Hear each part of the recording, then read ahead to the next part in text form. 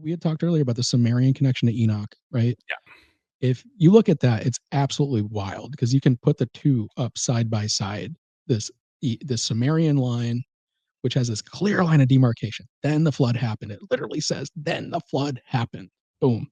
And what the Sumerian Kings list is, it's like it's an artifact you can find. It's Oxford's got a great old one, and it's been translated. It's easy to read, and what it essentially is like there is a person, they ruled from this place and they ruled for this long. Person, place, long, maybe an event. Person, place, this long. Person, place, this long. It 1-to-1 matches with Adam all the way down, past Adam. And the dates, when you add them up on this far side, the pre-flood rulers, it's like 250,000 years.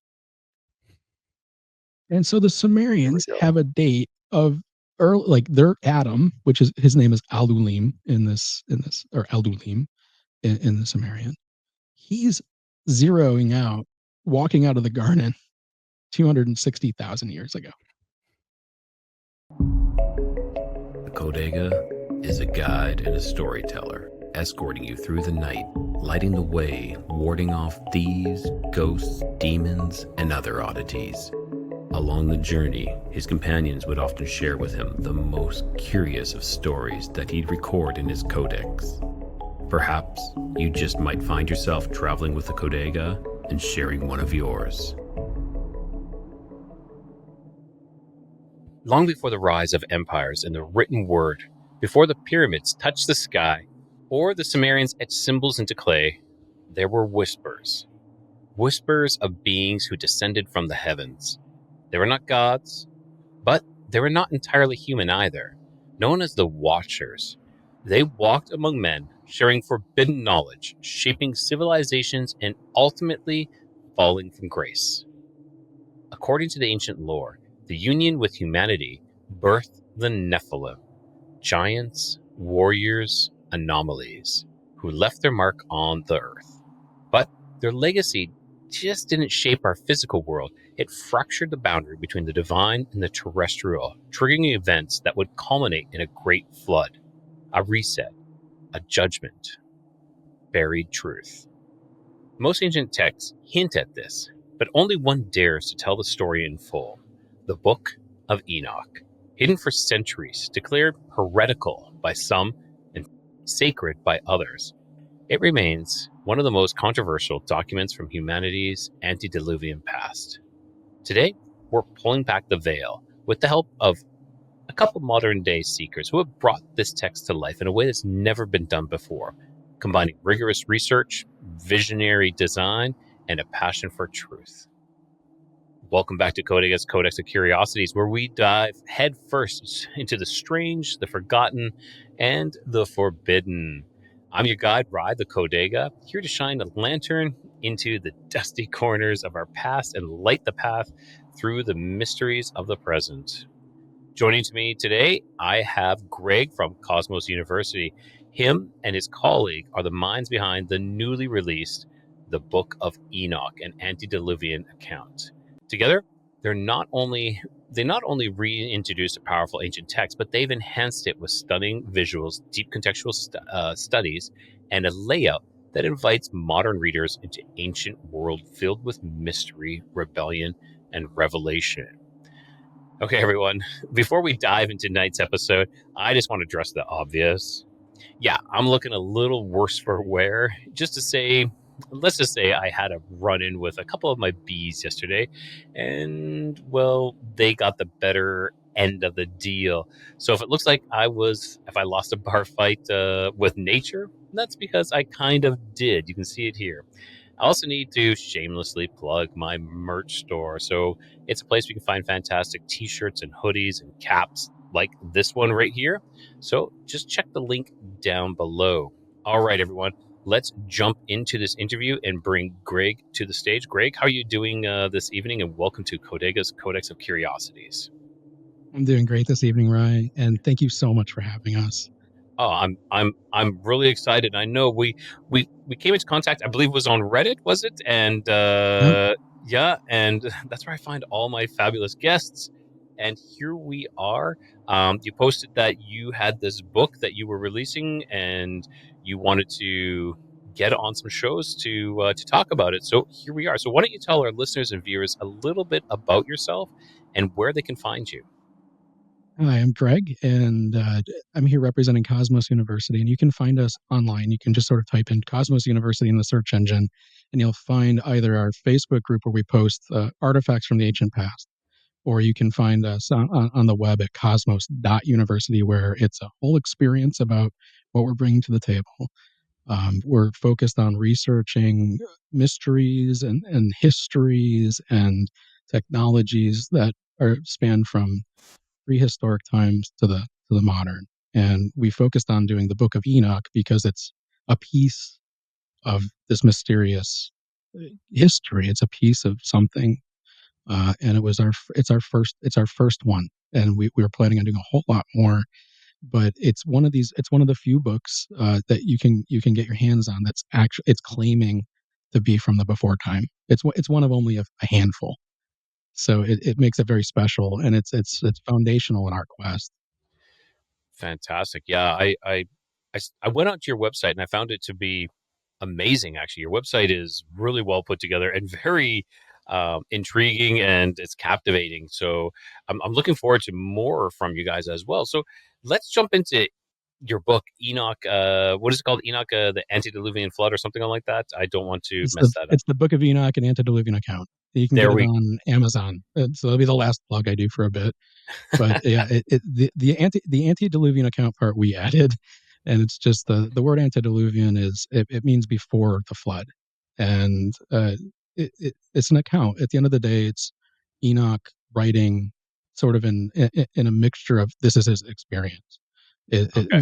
There's a few times you get a break where it's someone talking about Enoch, but for the Okay. most part, it seems to be a first-hand account.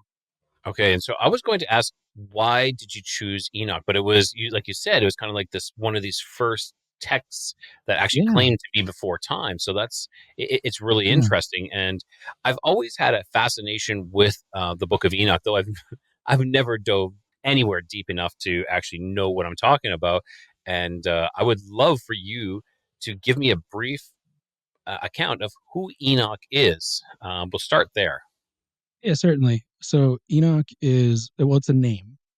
We'll just start with that. It's a symbolic name, and if you start to ascribe what would be in the book of Genesis, you can find Enoch there. He's in a list of people that were alive before the flood. So he's if you want to find someone that we know, like Noah, associated with the flood, he's Noah's great grandfather, and before him, just a few generations, you find Adam.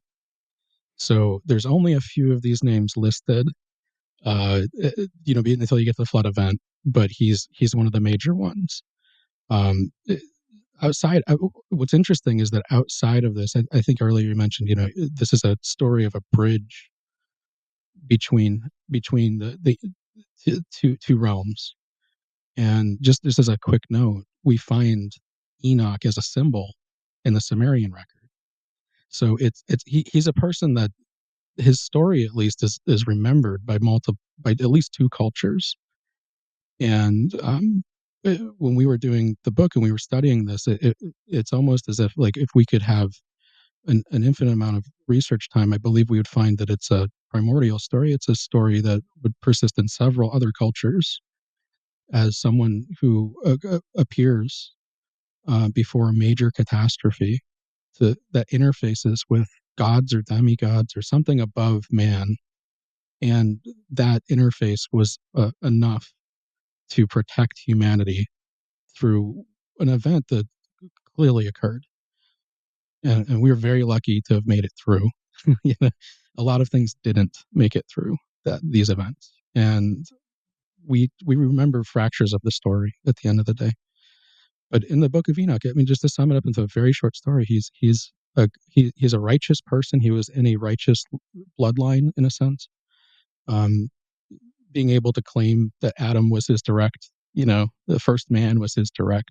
He was a direct descendant of the first man. And he stumbles upon some angels one day. He calls them watchers, or they would be called egregori. Like, there's a term there, and it's just a type of angel that was assigned to the planet, or a type of thing that was assigned to watch over humanity. And he stumbles onto them, and they're just in deep misery, and he's sort of like, what's going on here? And they plead with him to go and try to talk to God on their behalf, because they've been cut off. There's a punishment that has begun, and they're aware of it, and the humans really, I guess, are just becoming aware of it. And Enoch, as this righteous figure, he's sort of the right person. And then Enoch goes off and has a communication, and he has a vision. He has a couple of visions, and from the account, it seems like he's gone to another place. It's not an astral projection. It's that he didn't stumble upon a pile of mushrooms and imagine it. It. To him, it was quite real, and it was quite long. It was a very long experience that he had. And when he comes back, he's telling his children about this, and they, of course, tell their children. And Noah understands that this is a thing that's happened, and that leads to whatever we know about Noah. Because we don't have a book of Noah, unfortunately, but we do have a book of Enoch. And it fills in a lot of the whys of the flood. It fills in a lot of the what happened, sort of on a civilization wide level to lead to it. And ultimately, it says that we're not the ones really responsible for the flood. We're unfortunate casualties. We're just there, and we're doing human things. And these other things, the Watchers, are the cause. That they have disrupted the natural flow of something at such a deep level that the only solution is to wipe out everything. So as a book, you can read that and you can say, what an interesting story. And you could pass it off and say, well, that sounds fantastical. That never happened, though.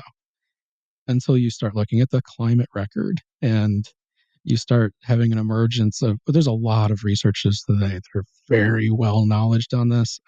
There's some heroes I have, like Randall Carlson. He can speak to these events I feel like you could take Randall anywhere in the world and point to something and say, Randall, do you think that happened over the course of 70,000 years, or 100, or 5? And he would show you how exactly damaging and destructive water can be as a force to shape the land. And we can speak to multiple points of data that show us that we had an inundation. We had a world. The antediluvian world is a world in which ice caps go all the way down to New York, at the very least. We're talking New York, maybe Virginia. And the post-diluvian world, what we're in, we have the ice caps where they are. And to move that much material, the volume of water, what we see is that it caused the sea levels to rise some 300 feet plus. And when you combine that knowledge that occurred, plus this account that it was going to occur, I think you get a very interesting combination. Because to think that the Book of Enoch it dates to around 4th century BC, Second Temple. It's clearly older. But that was just sort of when I think it got published, and that's when there was a reason to move it around in the world, and that's just the oldest extant copy that we can find. These are the oldest copies we can find. But these guys at that point would have no concept of this. They wouldn't have anything around them that was telling them that had happened. They were so far away from it. And the events in the Book of Enoch are at times accompanied with things that we can use to determine dates. So there's a little bit of something where these guys in 4th century BC are saying, well, there's a flood, and then 10,000 years after a flood, something is supposed to happen. And that's in the book. That's in Enoch's writing. And to the 4th century person, that 10,000 years would have started to them, I would say 5,000 BC. That's as far back as they were going with their dates. That was 0 day. That was called the Anno Mundi day. That was when everything zeroed out and started and the universe was created. But so 10,000 years before them would have been, it just wouldn't have been comprehensible to a lot of them. And when you read accounts from these times, like you can see this sort of logic showing up in various writings of, like, they're trying to take dates that are very big and say that, well, they must have been lunar dates, because if those were real years, were before the beginning of the world. How does that even work? But these dates now, as we see the older Earth, as we see the climate records that we see, as we see radiocarbon dating, radiometric dating that we can do, we see that these dates are likely, 0 at 5,000 BC is probably not accurate, but 0 at maybe 15 billion years ago is getting closer. And on this planet, we open up kind of, where does that the 10,000 year thing get us? Where does that get us?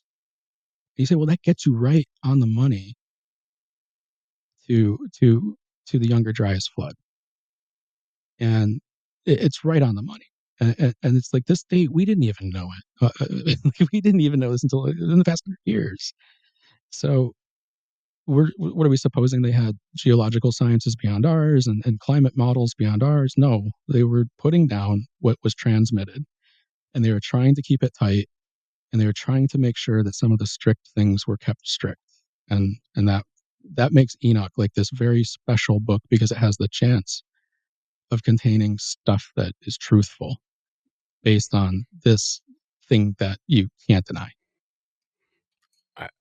I agree totally with you. I think it's, and the people that will only say, well, only this is true, but the rest of it is all just symbolic or fiction and whatnot. But it's like, no, we can actually start figuring out that no, there was this great flood, and with the Younger Dryas period, it's becoming more and more well known that this flash flood or flash melting of the ice caps happened, thus creating this flooding. So it's really interesting, in that you're able to start getting these dates, and I like that. So how much do you believe then that the Book of Enoch is a lot more literal than maybe some people believe it? Because I'm sure some people believe it's just symbolic. I'm assuming, though, from the research you're doing, you're like, no, this is literal. There is no symbology with this. This is someone's writing of their history, their biography autobiography of sorts. I think it's a mixture. I think what you've got is like a thoroughly mixed set of things that were meant to be literal, and then things that perhaps we lost the language for, and perhaps the stories can only make it so many generations without examples. So there's some things in there that I would absolutely be astonished if they were literal, such as the depiction of the giants being 3,000 L's tall, and an L is a unit of measurement that's based on like your elbow to your hand. It's a cubit, in the Egyptian, right? And it's so, no, what, a biology that big is bigger than the biggest dinosaur. That's 4,000, 5,000 feet tall, and so it's like, well, something like that is obvious. I would hope not literal, and I would honestly just look at that at face value and say, well, I assume it's not literal. But other things where there's a section where you've got to do some math, and you get presented with, Enoch is, to paint the picture, Enoch is in one of his vision quests, and again, we don't know what that represents, but he's like convinced he's there. He's convinced, like, I'm someplace, like there's everything, that there's ground, there's trees, there's fragrance in the air. I can see things, I can have conversations with things, I can ask questions and get answers. And he's being led around by various angels, and at one point he's taken to a place where he can observe. We could assume this is like maybe where he's where his home is while he's there, and he's able to observe the sun for at least, I would say, at least a year.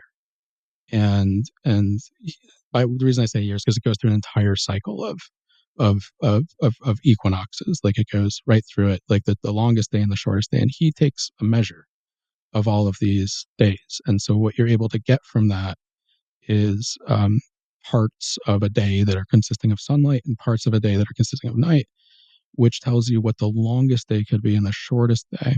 And he uses an 18-hour division, which is weird and unique and all this kind of stuff, but it's there. And so you just do a little bit of math, like to get that up to a 24-hour version. And what you can do is then say, well, literally what you're telling me is your latitude on the planet. And it's not in the Levant. It's not in the Middle East. It's Really? it's either in the north in ice sheets or in the south. And there's only one landmass in the south that can fit that bill. And that landmass Yes. is what we call Patagonia now. It's South America right at the bottom. And interestingly enough, there's a legend with Patagonia, a bit of a legend. So Patagonia is the southern tip of South America, and it would have been a really good thing to find a better way to get around the southern tip than just skirting into the Drake's Passage, which is this tumultuous sea that exists between there and Antarctica. So Magellan goes out looking for a passage. They name it the Magellan Strait, and you can pass through this thing. And when Magellan was out there, he was one of the first Europeans out there surveying. And of course, their boats are pretty close to the shores. They're moving and they're landing and hunting and all sorts of stuff. And they encounter people there. And in these accounts, they're illustrated. You're seeing individuals that are like twice as tall as the Europeans standing next to the Europeans. Now, granted, back then a European was maybe 4'10", but you still have these massively tall people called the Patagon, and it's just like big feet. They're giants in a sense, and they live there.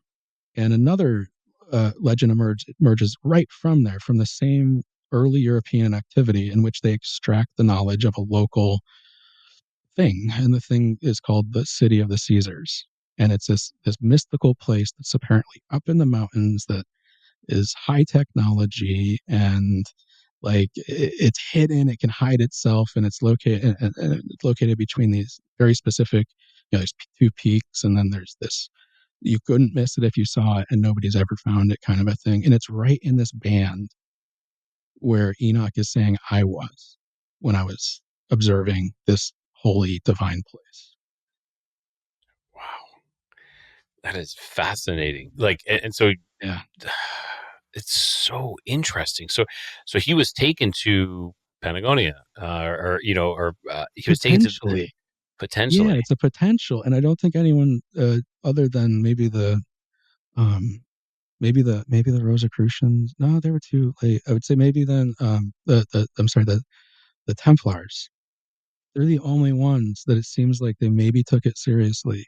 And that's because there was on the eastern coast of um, of South America, not that far down, but pretty far down. There was discovered this like fort, and it's a long time ago. Like there's no record of this in the Templar stuff. There's no period. It's just they went there and they built a fort on the east coast, and they went right about at the top line of where, if you do this math, you'll get to as a latitude. If you do the math of how long these days or nights are supposed to be. So they may have gone searching centuries ago for something like this, and they made it like across the mountain range of the Andes. They went right across it, and they left a temple on the west coast. And it's like, why in the world were the Templars interested in that? Because I think it's because when you do all the math of this, you realize there's nowhere else this could be. If you have a global map, there's nothing above land other than there. So the Templars were interested in acquiring anything from mythology and biblical history. They were their mission, right? So this becomes something that, like, with a little bit of math, they figured out. Apparently, I would assume they figured it out, and that's what drove them there. So we've never found this site. I spent a lot of time looking at satellite imagery and trying to find areas, and I found a number of things in that area that I would say, like, that's a structure made by a man, made by humans, and it's not on any archaeological maps. It's not mentioned anywhere. It's not anything that's not that uncommon. It's like, who's going up there? There's nothing but alpacas. Like, it's not an inhabited area, and it's not very easy to get to. But satellites make it very easy to go image it, and so I think that's one of those things where the explorer in me is saying, like, we've got to go and we've got to figure these things out at some point, because if we have a book pointing us there and we've got satellite imagery or local legends alluding to something, like, this is the perfect storm to find something legendary. something that could change the world, something that could make us rethink our human history. This sounds like some Indiana Jones kind of stuff, man. I'm all for this. Like I'll pack my bags. I'll meet you guys there. I'm halfway there already. Let's go. I hope it's as dramatic as Indiana Jones. Yeah, Like exactly. we don't want to have to solve a puzzle to make sure a ball The doesn't floor falling crush out or us. the ball. Yeah, the ball's rolling down and crushing us. Exactly. Yeah, they knew we hated snakes. They filled the place with snakes. I do hate snakes. I really do. But there's a certain sense of excitement to it because the Book of Enoch doesn't really allude to anything that I would call like a functional piece of high technology, and nothing specifically. But other cultures have plenty of these sort of objects that they refer to, and we call them objects of power. Like they're things that, yes, we might have reproductions of them, but we absolutely do not have an original. And And just anything, sorry, what kind of objects are those? Can you go into a little bit of yeah, what these objects are? Yeah. like something that would qualify. I would say more in the modern era would be the ark, like something like the Ark of the Covenant, like more closer to like things that we know. The Egyptian is full of it. Like you've got things that they can describe as functional. They can say what they were doing with them. They show what they were doing with them, and all we have is pendants and essentially like consumer grade tourist art of it that starts in the second dynasty, like reproductions.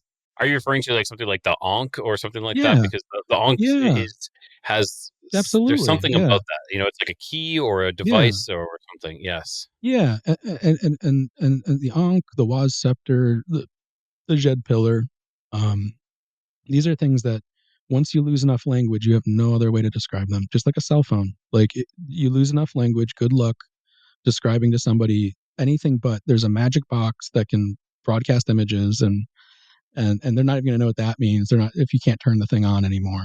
And so I think as technology sufficiently advances, there's going to be a disconnect from what we see in the world today, which is like component based construction, where we screw things together, we solder them together, we connect them with wires, and we're going to move more to a perfection of construction through molecular printing and other methods that take the wires out, it takes the screws out, it creates devices that are solid and highly efficient. So I can't predict when that will happen, but I can predict that it will happen, that we have things that are so efficient at some point that potentially your biofield, the energy that your body naturally emits, either in the form of heat or any sort of electromagnetic radiation, could be sufficient to power a small device. But that's not today. That's when we get advanced materials, or we just understand the materials we have better. That's when we use geometries that haven't been discovered yet, nano geometries and things that bring technology to a level that we can dream about now, but potentially they had. Because I'll just to preface, like No, they no, for were sure. around probably for a lot longer than us. Yes, I agree completely. I agree totally with that one. Now, with this technology, do you believe it was the flood that wiped it out? That we lost that Yeah, ability? Okay. I think it was prescribed. Yeah, I think that's what Enoch would have. That's what Enoch was sort of getting at. That the Watchers who came down, they didn't come down in his time, by the way. That's the most. I think to me that's a very interesting part of the story is that you've got all of these biblical figures like Adam and Seth and all the way down to Enoch's father Jared. And Adam is exiled. So Adam has seen the divine. Adam has encounters with angels on the way out, essentially. And everything's just sort of take it at my word. This is what happened. So this Adamic line, we don't have enough information on it. We don't have a book of Adam. We don't have a book of from his kid Seth. We don't really understand anything there. So for several generations, they existed without these watchers around. And I would say that's like almost akin to the world we live in today, where we know about something or we can think about something, but it's not as if it's interacting with us directly. And then in Enoch's father's time, they descend, and so Enoch's not even born yet. So when he's born, it's a time in which these guys have been around, they are around, their influence is already in the culture. What they were spreading has already happened. And he sort of goes, here's their names of these watchers, and here's what they gave us. And there's this long list of them. And for each one that he names, he can ascribe, like, well, this one gave us metalworking, and this one taught us how martial arts, essentially, and this one obstetrics, which is in his world put as the smiting of a fetus, so the ability to abort. Cosmetics, earth signs, whatever those are, fire signs, whatever those are. There's some things that we really don't know what they are, but essentially all the things that take you from this idea of a hunter-gatherer society, or a nomadic society that doesn't have an infrastructure, doesn't need an infrastructure to support it, to something where you're saying, okay, all of these things amount to like cities. That's what you get when you combine metalworking and complicated medicines and like so, and all of these things. These are the things that you need, like and if you just got them from this other group, what did that do to you? And that's kind of a dilemma. And he's kind of describing this, like, it's not good for us, is what he's saying. And what's really, I think, interesting to me is that one of the technologies he looks at and says this is one of the worst ones was given by an angel named Penamue, which is, by the way, one of the only angels that doesn't end in el. So it kind of stands out on its own. And Penamue is the one that gave us writing, according to Enoch. And he's lamenting. He's like, I lament, like, I am not happy that I am writing, but like, you've got to That's write. what I was Right? thinking. You're writing this down, and you're like, this is the worst thing that could happen. So why did he deem writing to be one of the worst things to ever happen? It's hard to understand, but I think there's a mention of something that Penamue was also responsible for this thing of the bitter and the sweet, which is kind of hard to understand for us today. But that would mean like the idea of taking a good thing with a bad thing. So you would write about good things, you would write about bad things, because that's the news, right? You get good news and bad news. You get good writing and bad writing. You get things that you tolerate, and then and like, and I think like to him that was like the domino moment of like with writing and with this ability to sort of like take a message and just create it and then send it out. There's a disconnect.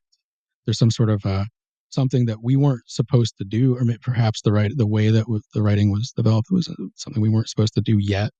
But he kind of felt like we weren't ready for it yet. And that's how I would see his perspective on a lot of this stuff. Like he thought that it was, um, I guess it would be like a modern person who's rejecting things like social media. It's kind of how do people see that today? Of like social media is doing something to us, and he's sort of sticking his foot down and saying whatever that same mentality is what to him writing was, and a lot of these technologies were. Wow, super interesting. It really is. And yeah, I can understand by him saying maybe we're not ready to receive some of the stuff, because I feel as a society that many times we're being rushed into things which we should slowly. People want things and they want it now. That's the day and age we're in right now. People just want everything right now. But I believe, though, sometimes things should take a little bit longer. Experience what you have and work on it, perfect it, and then move on to something else. Yeah, I agree. I think we rush into a lot of things. Like there's a perfect analogy in fiction and Jurassic Park of like these scientists were so busy thinking of if we could do it, they didn't think of if we should do it. And that was fiction when Crichton wrote it uh, 30 years ago. And today we are moving through scientific barriers like faster than ever. And we're not stopping, I don't believe, for anything at this point. We're not stopping for anything. We're wired up to just sort of let the science keep moving and let the capital keep piling into that. And what we're getting is, AI, and that's going to completely upheal the whole world and change the I order of the world, agree. whether we like, And that's it. and you're talking about like Jurassic Park, and I just read like a couple of days ago that they just created 3 dire wolves. Like, they Yeah, just colossal bioscience. They used CRISPR, and they, to be fair, they're creating they're creating like a hybrid, right? It's like 95. It's mostly dire wolf, but they did this from a tooth. Like they did this from just like From the a pulp, tooth and a from the bone pulp, fragment. yeah, from the pulp in them. Yes. Like, are we ready? Because that's, I mean, luckily we don't have biomatter like that of a T-Rex, but I'm sure if somebody finds it, we're in business. We're going to have a real life Jurassic Park, and who's going to stop it? And so that's just the beginning. But you say, okay, if you can do that from scratch, what can you do with a human? And I think we're entering into the world of designer biologicals. We've Yes. been in that world, Yeah. but Transhumanism. oh yeah, like all sorts of weird stuff's about to happen in the world. Like, and nobody's gonna, no one, literally no one's gonna stop it. It's gonna happen. So, I guess if we're thinking of how does writing fit into that, well, without writing, you don't get AI, and without writing, you would never achieve this science on your own.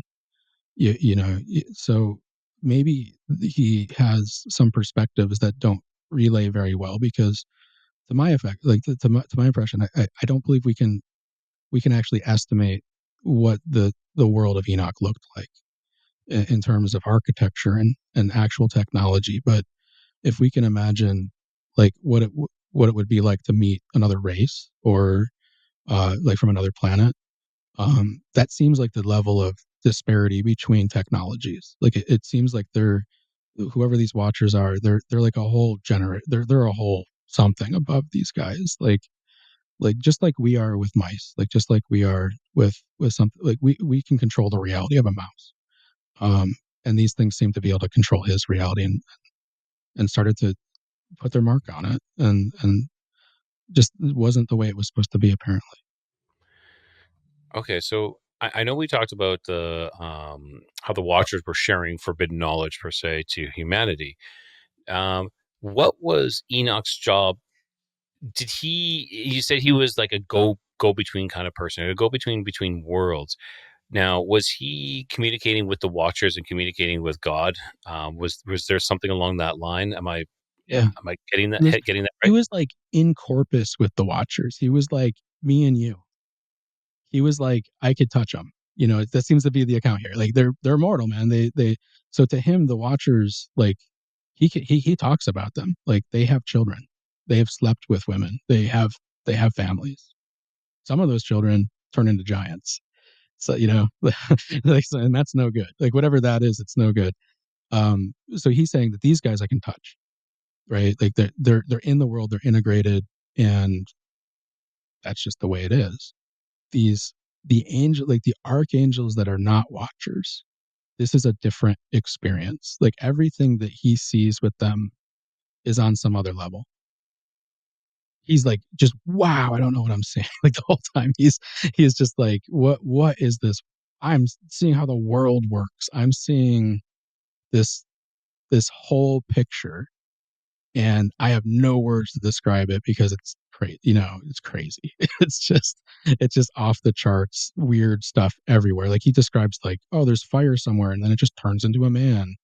And I'm speaking, I see a throne, and it's all sapphire, just goes as far as you can see into the sky, and like it's unbelievable things. And he doesn't really account for like what's in his local environment. He doesn't really say, as we all know, I'm standing on top of a ziggurat or something like that. He's not saying that. He's not bringing it back to like references that anybody would know, but he's clearly like in a different something with these other guys. And when he communicates with God, that's on a whole different level. Like that's not anything he can even understand. Like I would say that I would sum it up as like his image of God is like fire and ice happening at the same time, whatever that Wow, is. whatever that is. Yes, Yeah. it's really it's so interesting, and this book was, it was kind of refused from all the other Bibles except for the Ethiopian Bible. Now, I feel it has so much information, and it shouldn't be thrown out. Why was it, kicked to the curb? Well, it wasn't like it, along with a whole bunch of other things. The the process of figuring out whether a book should be in or not, it's elusive. It seems to be more politically driven than anything. And we don't see like a strict. We could go looking, I guess, but we don't see these are the books that we cannot read in the church. We see these are the books we can read in the church, and everything else you can't. And what's fascinating about the Book of Enoch as well is that he has a prophecy in there, and it alludes to something. It alludes to a time in the early Catholic Church, and the original translators of this, the people who have looked at this before, they didn't line this up. They thought it was more about a Maccabean thing, which was, in the time of the Second Temple. It would have been around the time when it was penned out. So it's that I think that was a bad assumption on their part. So there's a chapter where he starts it off and he says there's going to be 35 shepherds that pasture these sheep normally, and then something's going to change, and that change is going to be led by an eagle. And this is I'm summing up a little part, but this is very literally written, as eagle, and that 35 shepherds. If you're thinking if this is in the Jewish church, then it doesn't really have the best grounding. So he's getting these visions of like the far future at this point. And if we take that same idea of, okay, 35 shepherds, and we start it at the church, at the Catholic Church, what we find is that the first 35 popes, the leaders, the fathers of the church, were all sainted. And the 36th was not. So we have to then explore that. And we actually find a little bit of an answer for why Enoch may not have been in there. And what we find out is that there was this really weird thing happening where the Roman Empire, the emperor, after countless emperors who had been like throw the Christians to the lions, he had converted. He was Catholic, and he wanted to make some rules in the church. And he went to the Pope that was in the church at the time, whose name was Liberius, and he tried to have a dialogue with him. And Liberius, I who knows if we can even get a record of this, but there was a resistance to that, and Liberius was ultimately exiled. And he took into exile with him, kind of on accident, this guy named Damasus. And during the exile, his letters are being forged. He's claiming to be agreed with the things that he's not agreeing with, and it kind of gets decided. All right, whatever's happening here, we just need a new pope. Like there's some, we just need a new one, and they hold an election, and they say, Liberius, who would you like to be pope? And he says, I want this guy Ursinius to be pope. And Damasus runs against him. Damasus in the background appears to have worked a deal with the Romans, because during the election, Ursinius, he has a bunch of his supporters taken out. Like in the streets, there's fighting. There's an account where there's a place over 100 of his supporters were killed. Yeah. And so you've got some sort of a weird resistance going on, and you have a Damasus coming in. You have Ursinius, who's no longer a viable candidate. So Damasus becomes pope, and he's sainted at the end of this. During Damasus's stuff, there's this council that takes place called the Council of Laodicea, and it's a regional synod. It's not huge, but it's what happens there is going to make it into something like the Council of Rome. And what happens there is, for the first time ever, they write down all the books that are going to be canon. It's one of the last canons they put in there too. There's like 60 canons, and it's the last one, and they list off, here's what's going to be in the New Testament, here's what's going to be in the Old Testament. Let's all agree. And part of that is possibly because Damasus had penned out this thing that is like the Vulgate. Like he pens out a Bible and he goes, let's make sure my book is the one that we're selling here. Let's just make sure mine is the one that gets out there. But it's absent the Book of Enoch. So it could have gone in there, it didn't.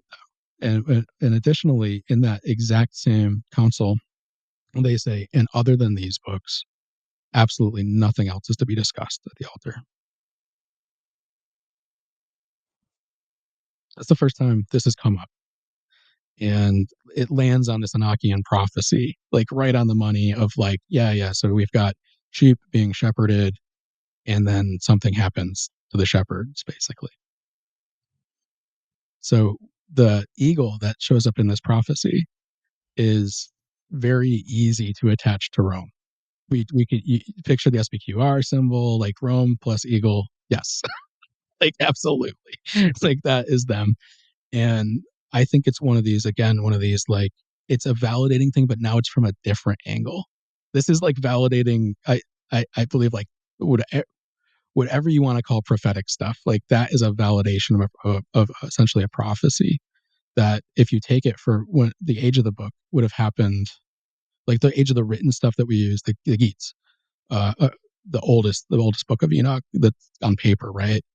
That then you're like, well, that preceded this stuff by at least a couple hundred years, maybe 500-600 years. And it kind of like rolls through my head, like, did they know about this? Like, do you think that they were reading this and thinking like, well, these shepherds could be popes, and Liberius, you're numbered. Whatever, Yeah, you're yeah, right up. You're right up here. yeah, exactly. Yeah, it wouldn't be the first time that the Catholics have kind of like had a Made things prophecy happen. dictate Yeah. who they vote in. Yeah, yeah. What other prophecies are in the Book of Enoch that you were able to say definitively, like, yeah, it's proven due to the fact that we can back it up with this information? Yeah. Well, I think we touched on it earlier. Is the biggest one that jumped out when I first went through the Book of Enoch was the 10,000-year one, because when I scan books and when my research partner and I like kind of go through this, we look out for a few key things. We look out for nouns. We look out for words that don't occur anywhere else. That is kind of like the origin of the word. And I tend to look out for math.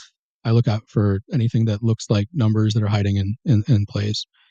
And one of the things I found was this 10,000 years. So it occurs, I think, 2 times.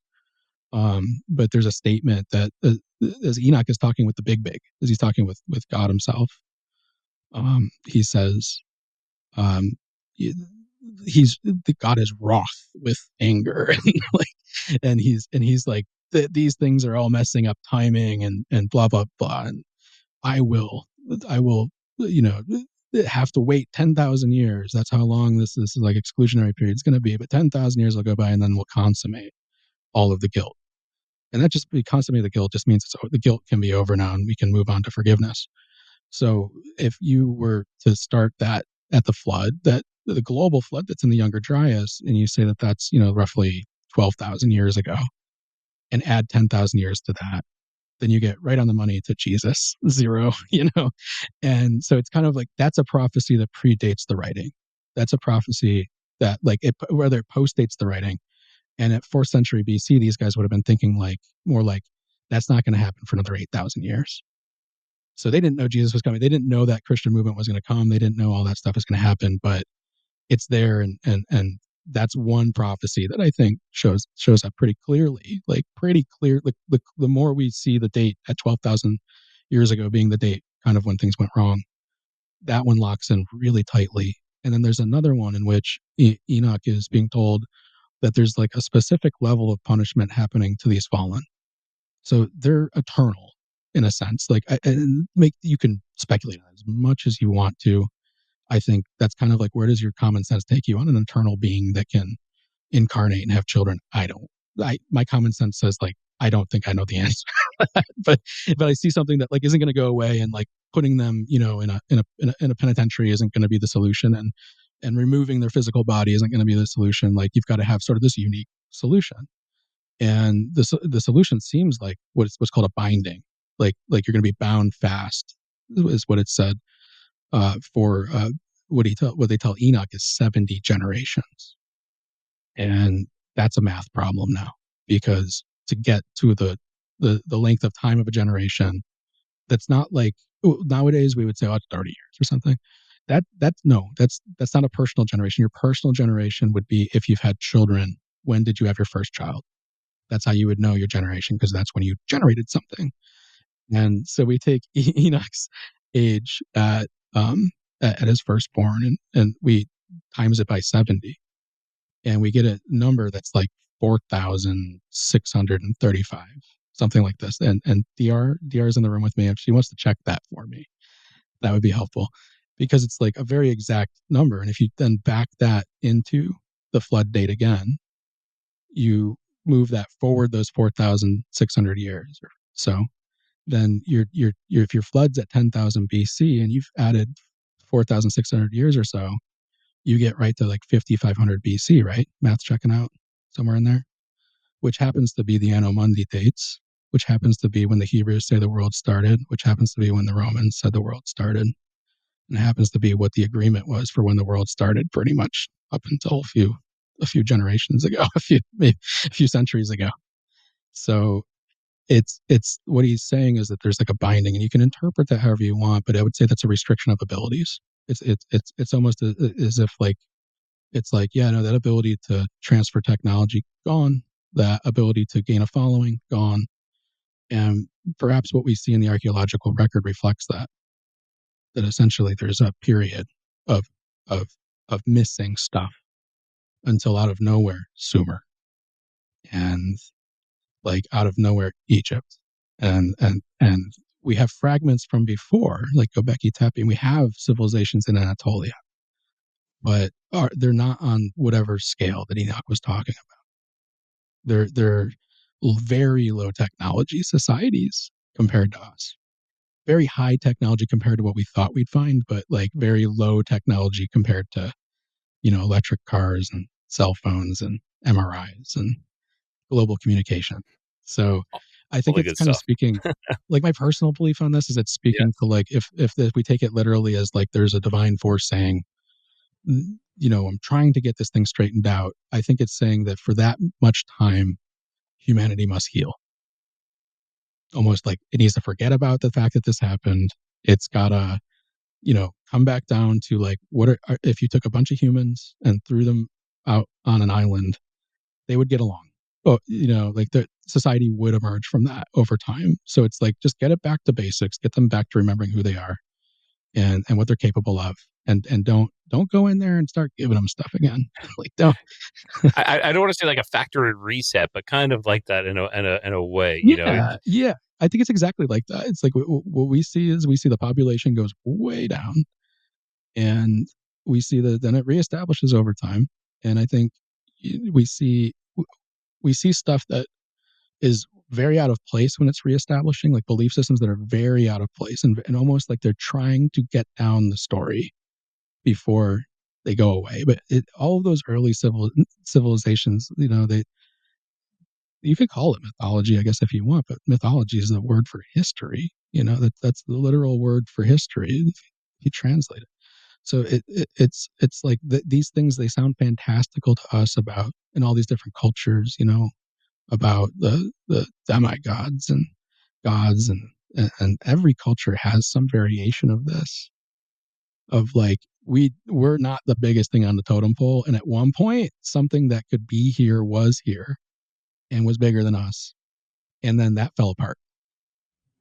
Yes, there's so many descriptions of like the pantheons. There's so many descriptions of these pantheons of gods, and there's a lot of similarities between them, but of course there is differences as well. And it's something I've looked into, is that I believe they're all one and the same, and it's just that, like you said, we need to get this down fast because we're forgetting, maybe, or it's just kind of Yeah, this yeah. Or it was just that was the best they could remember it. Again, I think if we were to live through that event, ooh, baby, like what would even make it? Like what do we have in this world that would make it? If we were to just kind of like suppose that we have a civilization that exists in the younger dry, and we'll say when the glaciers were the fullest they could be, as full as we think they get, all of our cities right now are very close to the coastline. That facilitates trade, it's got food, like the whole shebang. It's where you want cities. If you could build them all on the coastlines, you'd probably build them all on the coastlines and like automate the interior. You got so if we go back to that period where the ice is way down and captured by the planet, our cities are like 40 miles off the current coastlines. At least I live in Florida, and like I'm maybe 15 miles away from the ocean right now. And if I go to the bathymetric maps and I say, where is that old coastline? You can see it. You can see the old coastline. And you do this little, how deep is the Yep. water there? Oh, it's 150 feet deep. Okay, well, that's 50 feet above sea level back then. It could be more. It could be 100, 200 feet above sea level. And you go, well, if you had a city there and the water slowly rose in, it's gone. Like eventually you're going to get tides, and those tides are going to rip foundations out, and it'll melt. And if you have big events occurring where you have like not just the slow rise, if you have a rapid boom, like overnight, but maybe over a month or over a year, you get just enormous amounts of temperature difference, and then boom, you've got tidal waves and tsunamis and all sorts of stuff that's going to do a lot more than slowly dissolve those structures. It's gonna over that period of time, it's a rip apart. Yeah, they're done no matter what they are. Yeah. So The only things, thinking like, that are safe is the pyramids. Go back to the pyramids and I know, yeah. No, that's a good point. Is like those pyramids. If you want to build something to last, like build a mountain out of stone. like, like build a mountain. Build a mountain. It's like just that's what you should do, because like we wouldn't. I don't know how many. If you were to go around and like look and try to figure out with what we have on the planet right now, what could feasibly make it through that. How many more? Honestly, how many more things than the pyramids? Like we might have a Hoover Dam. I doubt it. I think the Hoover Dam's gone. I think all those major construction projects are done for. And I think, when we look at even the weathering on some of the things where you look at it and you go, well, yeah, we've carved our faces in the mountains, like Mount Rushmore. When you really think about it, like, isn't it possible that over, the time in which we started carving those and today, like, have they rounded off a little bit? It's like, yeah, they've rounded off a little bit. So something like that could disappear as well over a span of thousands of years. So I think the only kind of stuff that would be intact would be things where it's just stone, like just piles of stone that has like the Great Pyramid, like the pyramids do in Egypt. They're the older ones are just piles of heavy cut stone. Yeah, I agree. I live here. I'm not sure if I told you, I live here in Mexico. So yeah, all the pyramids around here Yeah. as well. They could go another round. Some of them can. Some of them have seen some better days. That's Yeah, and there's the what I think is interesting about those is you have the accounts of like, we didn't build these, we found them, like like and even there it's like, who built them? Well, the giants did, and Exactly. I'm not sure if you know who Freddie Silva is. I had Freddie on my show recently, and he was down here in the Yucatan Peninsula, and he was invited into a pyramid. He never told me because he's like, I was sworn to secrecy on this one. It is near Chichen Itza though, but he went in and they showed him where a 8-foot red-haired giant was buried, and no way, red yeah, hair red hair, yeah, and he from is what did they how he claim? said to me, he didn't Oh, actually get to see it, but the caretaker was like, "Yes, this is a red-haired giant that is buried here in this location, inside this one pyramid." those stories are fairly close to the European account, right? We have a European account that connects in with the Mexican the account when Cortez is in there, I believe. Yes, yeah, When Cortez. you see like the fall of Montezuma, and they're talking about fighting giants, like they're talking about this, and like you see a couple, like they land on an island in the Gulf, and it's like a retreat that these giants went to because they felt like they were being pursued by the locals, like they were almost like always seen as blame for things, right? But to know that like that account, that's very fresh in a sense, like that's not a 3,000-year-old story, that's not a 4,000-year-old story, that's within 500 years that there's sort of like, yeah, no, there's these guys here. But then we don't have any skeletal evidence that we've been able to see, and I think it, we're assuming a lot about burial practices, we're assuming a lot about how often you actually do get any body that lasts that long, period, bones included. And we're seeing that the people themselves are convinced. So it makes you wonder why archaeology isn't convinced, in a sense, that they should be hunting for that rather than, there's no evidence of giants, period, end of story, it's just a myth, this is just, oh, it's probably a tall person, like. Yeah, the it's just a tall person story. I throw that one away. There's been a lot of accounts in old newspapers as well of them finding bones and bodies of giants. And then that just seems to disappear. There is a organization in the U.S., well, I think in the world now, almost, the Smithsonian, that has been alleged to have claimed all these bones and taken them away, and who knows what has happened from that. But again, that's just a theory. Not sure exactly how much truth is to that, Yeah, but certainly yeah, but the overwhelming amount of people that as the United States was being built and they were cutting railroads and people were spelunking looking for resources in caves, and there's more than just a couple, right? There's more than just the one, and it seems to be a pretty cohesive narrative of red hair, something else, giants, 9 feet tall, 8 feet tall. And again, unfortunately, we what we need is we need an intact one. We need to find an undisturbed tomb and pop that thing open. But we're not digging them. We're literally not digging known mounds. The budget for archaeology is poor in this world. We I don't know, something that as I started working in this space, I had to really expose myself to that, the practicality of why it is that so many things are still underground. And it's like, yeah, because we allocate more to the production of cotton candy than we do to the study of archaeology. And the archaeological budget globally is it's $2 billion. And there's not much profit in it at the current time, and it's not like you can go out and claim half the site as yours because you invested in it or anything like that. Maybe in a perfect world we could bring some of that back, some capitalism back to exploration.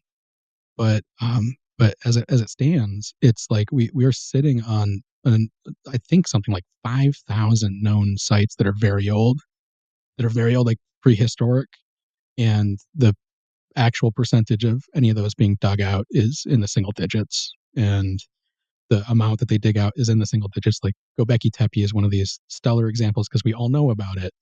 Now, at this point, it's been spread around, and everyone is familiar with this site in Turkey that is, reset all of the clocks on oldest stuff we've found that looks like an organized society and all this. But that site they're not planning on digging that for a very long time, and it's only like 5 or 10% dug.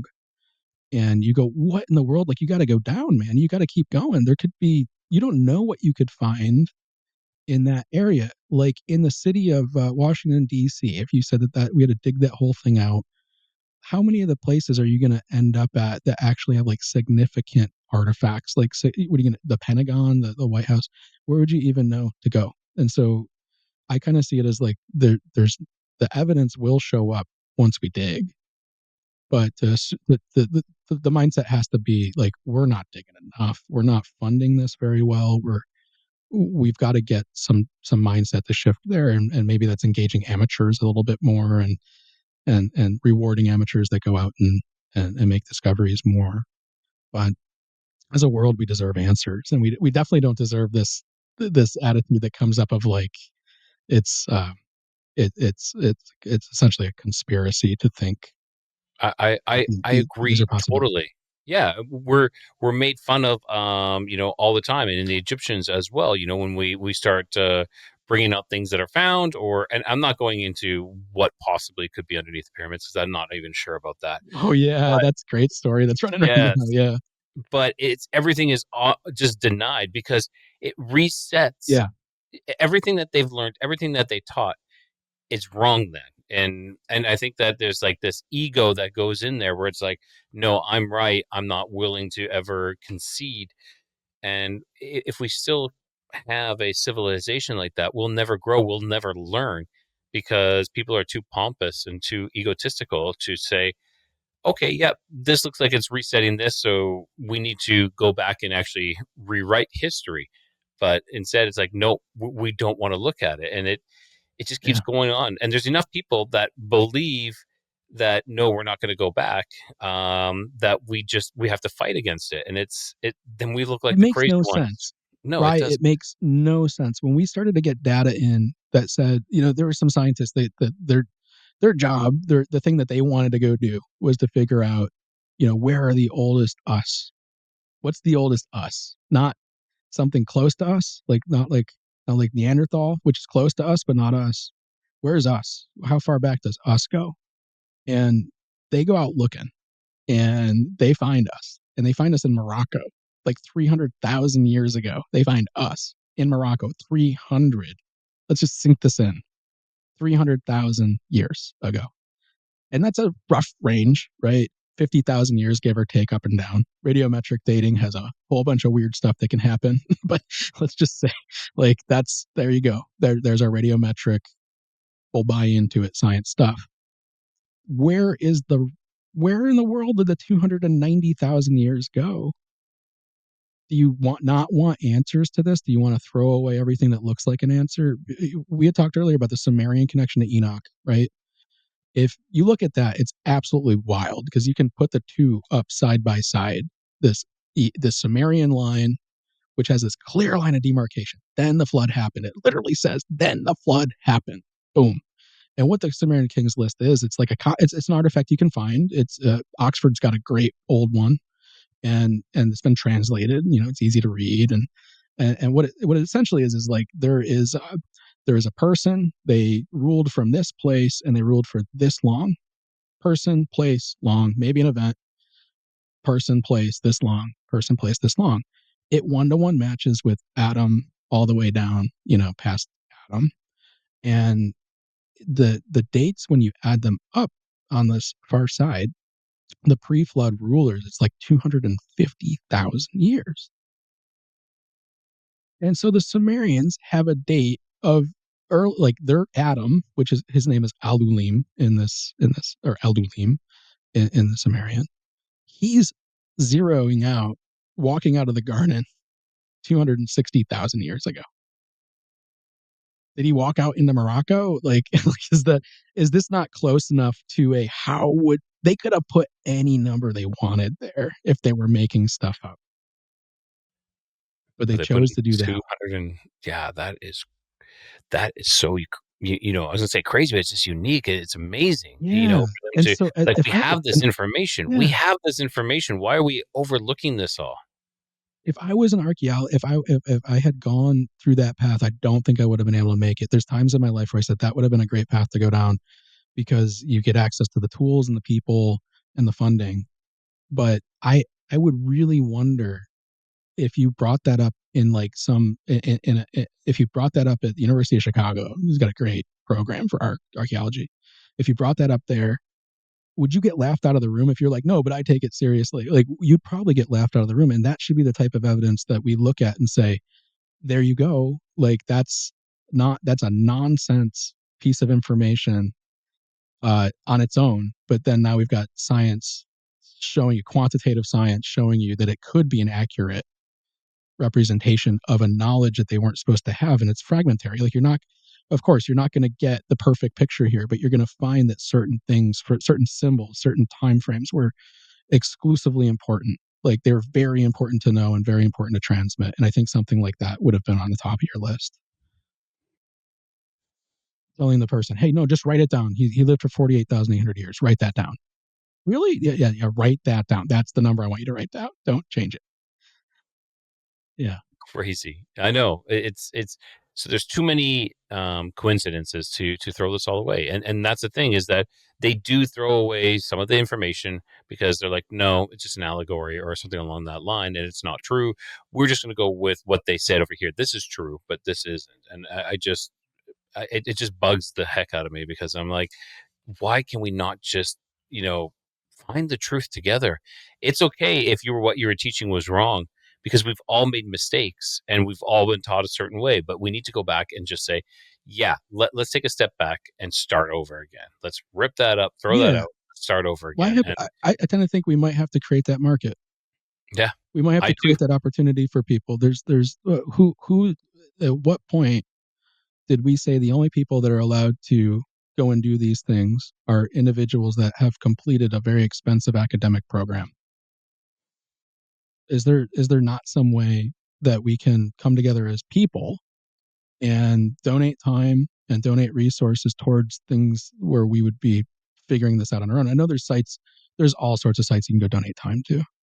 So but we have to get very like on top of the idea of looking at that budget and knowing that that's really, I think, a lot of the reasons why there's pushback here, because you've got people that are competing, a whole bunch of people that are competing for a very small amount of money, and they don't want anything distracting from that. So with that recent pyramid stuff, yeah, I can't. No one should speak to that right now. Do you know why? Because they haven't published. And to see, like, I saw Zahi Hawass, who some people venerate and think he's the greatest person on the planet, and some people think he's the figurehead of a problem. And Zahi Hawass was the director of antiquities for Egypt for a very long time, so he had the final say on who could dig what, and what the even to say, like, when you are allowed to release discoveries and things like this. So he could hold back a discovery and say, well, we'll have a press conference, or he could just say, we'll never release it. So he was this very powerful man. He still is very influential. He is quite popular. And this information that you referenced earlier is synthetic aperture radar data from a small Italian team. The main people on it, Corrado and Filippo, they're professors. They have credentials. They're docs. Armando May is with them, and he's more of like a general. I might be getting this wrong, but it's hard to know because they're Italian, and although I have the last name, I don't, I'm not fluent or anything. I'm not Yeah, able to like for really sure. figure this out. But he's credentialed as well as like an Egyptologist, and what they presented was what originally was started to go out and have commentary on was given out to the world by someone who was transmitting it in English, and took some stuff from a conference that they had in Bologna, and just said, this is crazy stuff. Look at this. There's no there really was no data to discuss. There was no methodology to discuss. It wasn't a scientific paper. It was just some slides out of them being excited, and they want to show people, look what we found. And Zahi comments on this non-data, this non-information. There's not enough there to go off of. And he says, these amateurs, completely disregarding their doctorates, like, and he says this technology doesn't even work.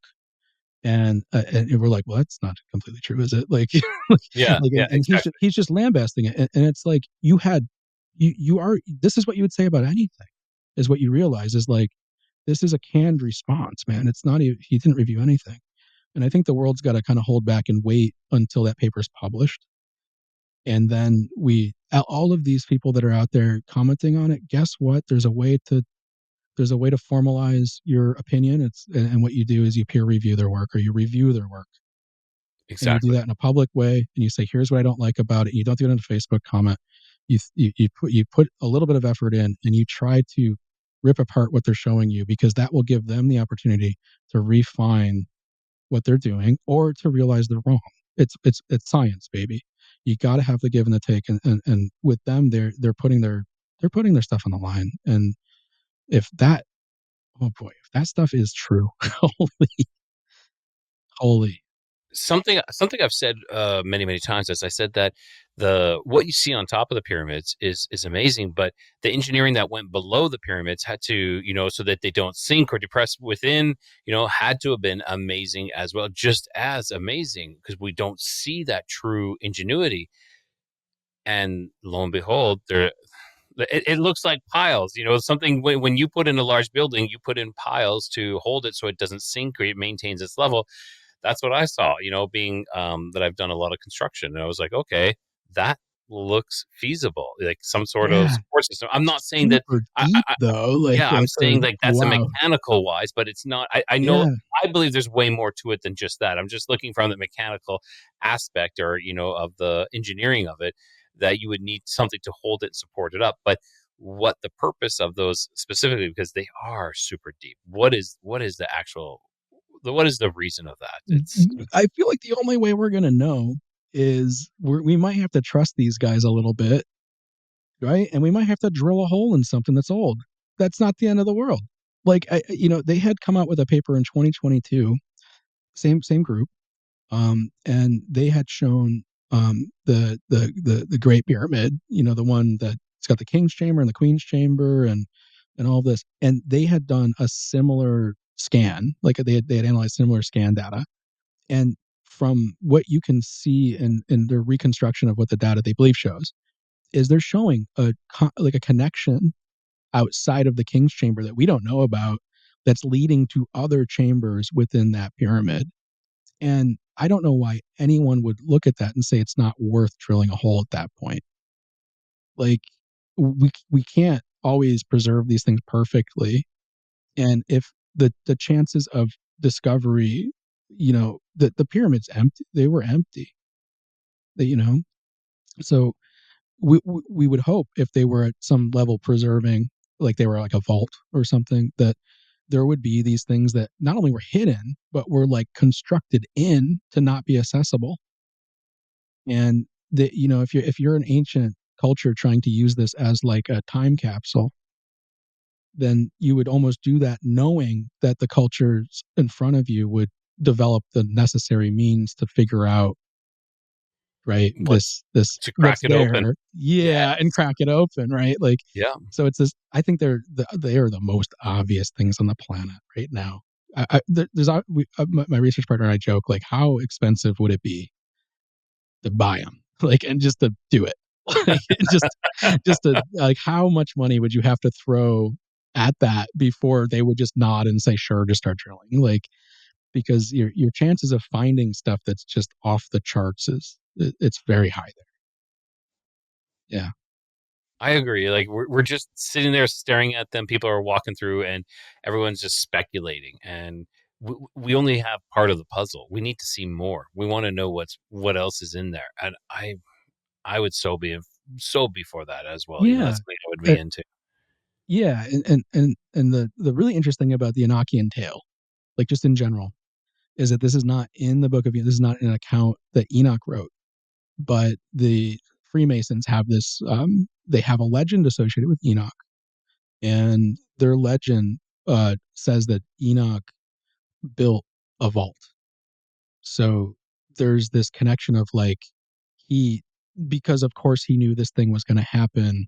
He goes out and he, like, doesn't tell anybody where it's going to be, something like this. Like, he doesn't exactly explain what he's doing, and he stuffs inside of it like books and knowledge, technologies, and all this.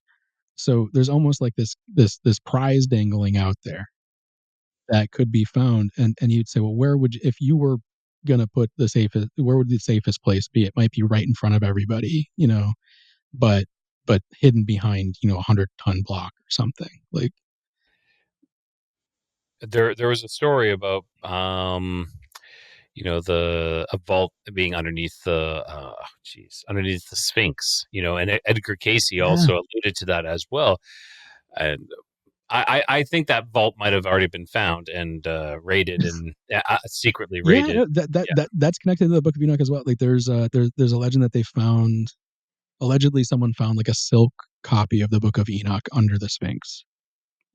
Really, And yeah, and like, there's I don't remember this fellow's name, but he went around, he's a Jesuit, and he tried to acquire it. And so he has a story where he tries to go and acquire this extremely old, it was supposed to be on black silk with gold lettering, and the legend was that it was taken out of a chamber that was underneath the Sphinx, like some which doesn't exist. Like, there's nothing that says that that's a thing. There's nothing.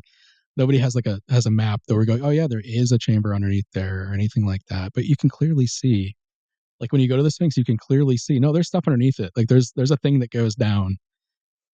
Yeah, you can see it. It's like, but has anybody, like, taken pictures and allowed us to keep going through there? No, no, no. Like, no, we just kind of stopped there, and that's yeah, that. right, yeah, right. We did. It's like Right. everything. It's Yeah. it's all this technology that we have in the world, and they only show us a little. Like when we're going back to like the dire wolves. Oh yeah, we're just doing dire wolves now. You're kidding me. That's what you're showing us. I'm sure there is islands as well that are full of dinosaurs already. Isla Nubla or whatever that was. That one. Yeah, I'm sure that There's all glow in the exists. dark cats. We've got glow in the dark cats, man. What? Like, Are we've you made, serious? Oh yeah, my we've combined mammal DNA, which is the feline, with I think it was like a cuttlefish or something, cuttlefish. but something completely not mammal. So that's what you can think about, is like, if we can get two things that aren't mammal to combine, what about when we start combining mammals? Like, what world are we going to exist in? Are we going to exist in this world where you could have like a squirrel the size of a dog, and like, you know, an elephant that's Well, been we merged do have the in. platypus. The platypus itself is this crazy ass animal, and I don't know what it is. Is it a mammal? Is it an avian? Is it a bird? Is it a reptile? It's You like a know, leftover from some previous era where you take your child to the build a thing, and they just get to assemble something with that's yeah, real though. It's real and it walks around. Yeah. exactly. That's exactly it. It's not. We don't know what it's got. All this leftover stuff. You know, is the bargain bin and threw it all together.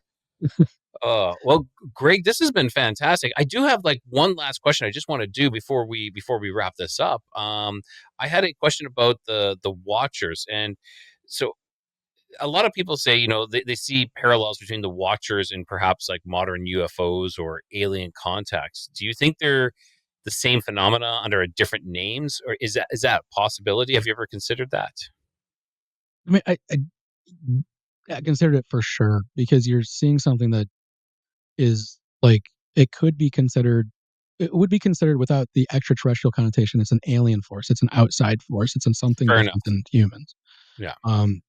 But as far as there any evidence within the Book of Enoch, we looked. There's nothing that would tell me UFOs. There's nothing that would tell me um, like there's not even that much of a demarcation of appearance. It seems like between us and them.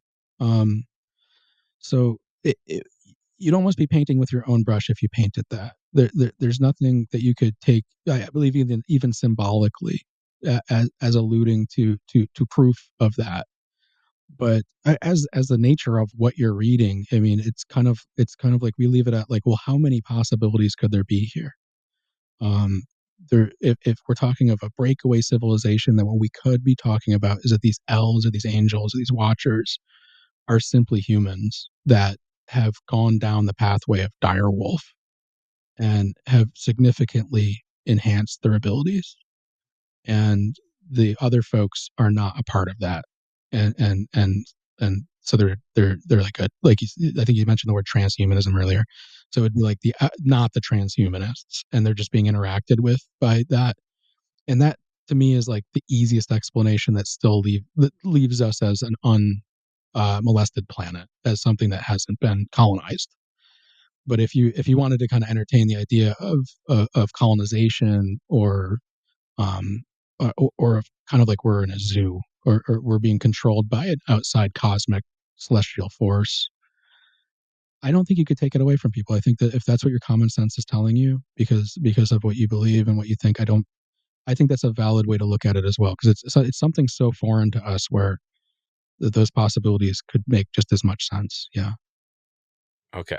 Perfect. Perfect. And one last question I think it'd be perfect to wrap this up with is Enoch was said to have like walked with God and was taken without dying. Yeah. What do you make of that? Well, as I said earlier, I think Enoch was convinced he was in a place, right? So I think it was just that he went to go in that to be at that place, and that was it. He just could, yeah. That it was a one way trip. Later on, you get like different. You get two more books of Enoch after this, which are not as old and they're not they don't feel the same, you know. But you get a second Enoch and a third Enoch, and um, what they're kind of proposing, I think, in third Enoch is that he becomes an archangel, an archangel known as Metatron. And Okay. so there's a symbol associated with him that's beautiful, the Metatron's cube, and it's an absolutely crazy symbol. But that's what they propose, is that he's taken to be converted, and this would be like I believe the only one of, if not maybe there's one more, the only time that would ever have happened where you have like a transfiguration. I guess that I don't know what the right word is. But yeah, I would take it as like he's essentially removed from humanity. Like he doesn't die. Yeah. He's But just he's pulled no out of the longer. story. Yeah, and at his age at that point, like he's the youngest one. You know, like he would that would at the point that he's around, like there's things there in his lineage. There's older people, so he would have done that very early, like in his life per se, because you see these ages going out three times, two times as long as him, and so it would have been seen as that he went too early. But yeah, he was just said he walks with God. He was taken by God. It's not very clear language, but I think it points to like he's he got beamed up, whatever he got, That's he got brought in. It's funny because that's what I was thinking as well. Where he walked through a Stargate and that was it. Yeah, maybe. Yeah.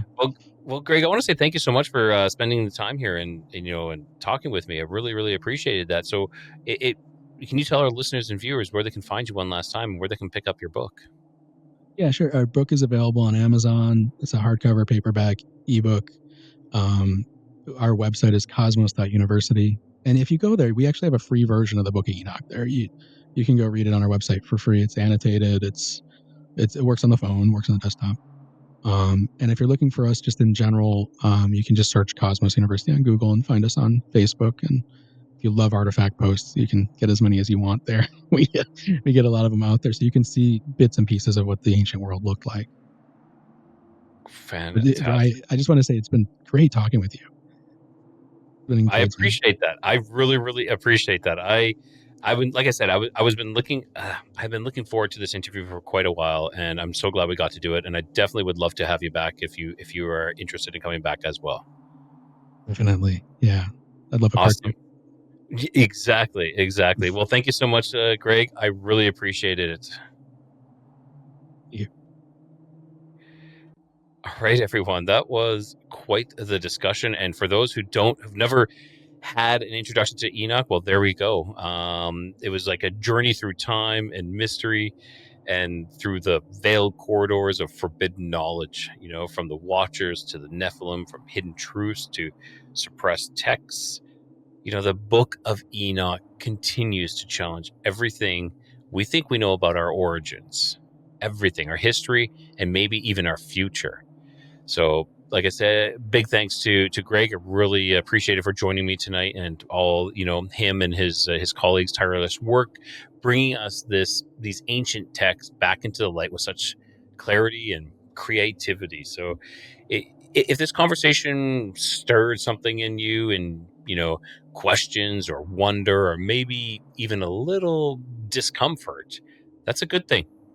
Okay, that's what we're here for. So until next time, everyone, keep your curiosity wandering, keep the light lit, and always find your way home.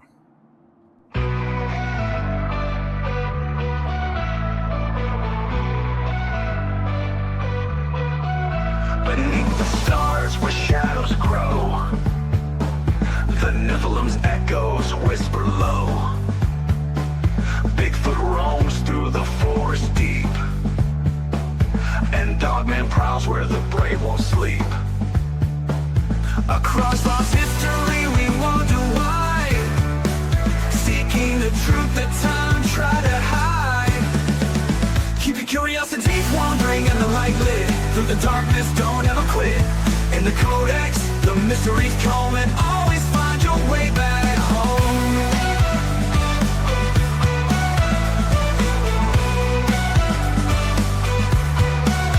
UFOs streak through the velvet skies, aliens watch with unblinking eyes. The paranormal hums where silence breaks, in the void of secrets a lantern wakes. Through hidden realms and stories untold, the Codex flame is a light to hold. Keep your curiosities wandering and the light lit, through the darkness don't ever quit. In the Codex, the mysteries come, and always find your way back home.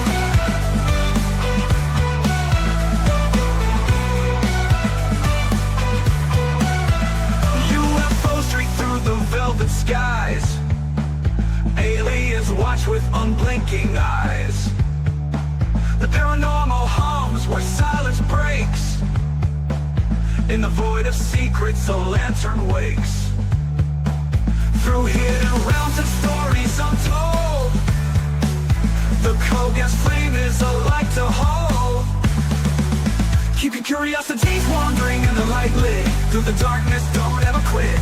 In the Codex, the mysteries come, and always find your way back home.